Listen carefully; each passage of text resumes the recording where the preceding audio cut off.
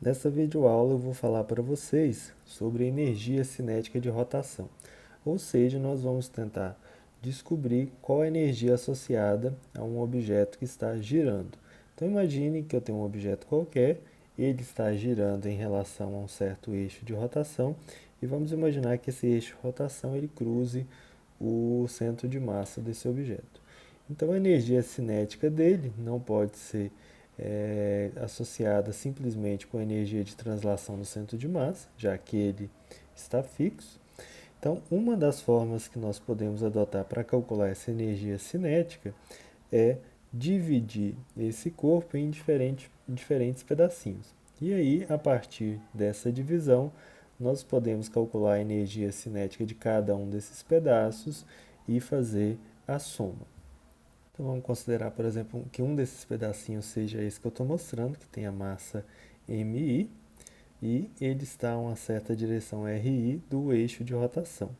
Mas imagine que eu tenho diferentes pedaços como esse, diferentes pedaços formando esse corpo.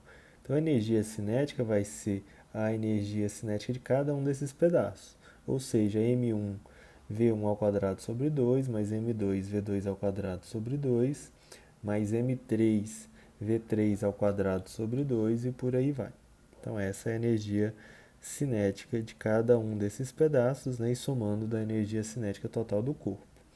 Eu posso escrever isso de uma forma mais compacta, usando um somatório, né, já que os índices 1, 2, 3 aparecem aí nessa conta. Então, eu posso escrever essa energia cinética total como sendo o somatório de I indo de 1 até N, de MI, VI ao quadrado sobre 2.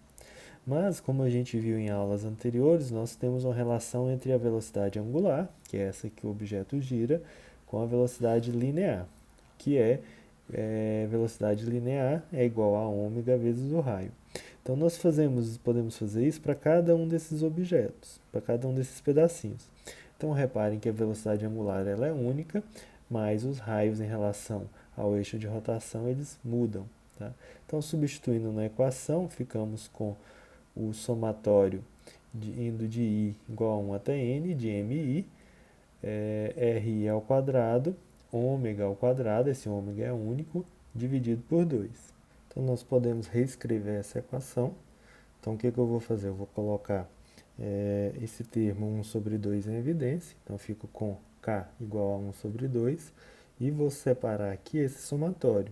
Então ele vai de I igual a 1 até N, de MI, da massa do iésimo objeto, RI ao quadrado, e o ômega ao quadrado em evidência.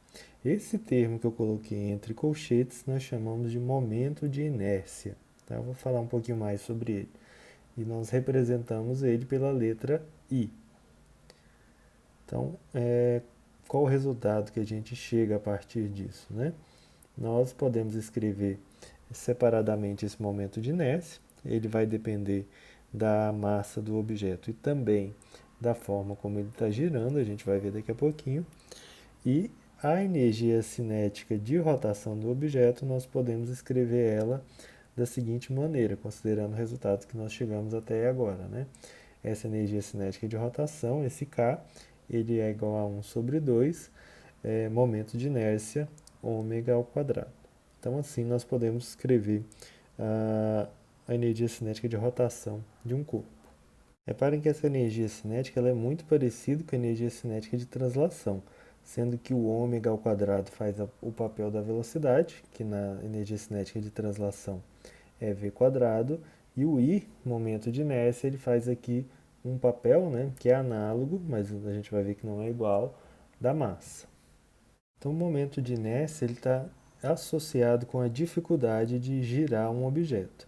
Essa dificuldade, claro, ela depende da massa. Quanto mais pesado é o objeto, mais difícil é fazer a gente fazer ele girar, mas também está associado com o eixo que a gente escolhe para fazer esse objeto girar. Então, por exemplo, na figura A, eu tenho uma barra, imagina uma barra de aço bem longa, e eu estou tentando girar ela ao longo de um eixo que passa longitudinalmente.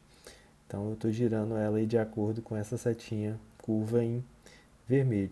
Já em B, eu posso imaginar que eu estou tentando girar essa mesma barra por um eixo que cruza seu centro. esse eixo que eu estou fazendo aí.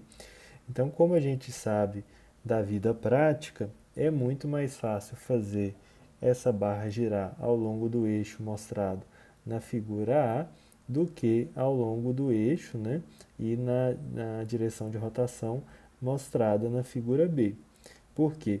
Porque no caso de B, nós temos a massa distribuída de forma muito mais distante do eixo de rotação do que no caso A. E a grandeza física que vai representar essa dificuldade é o momento de inércia.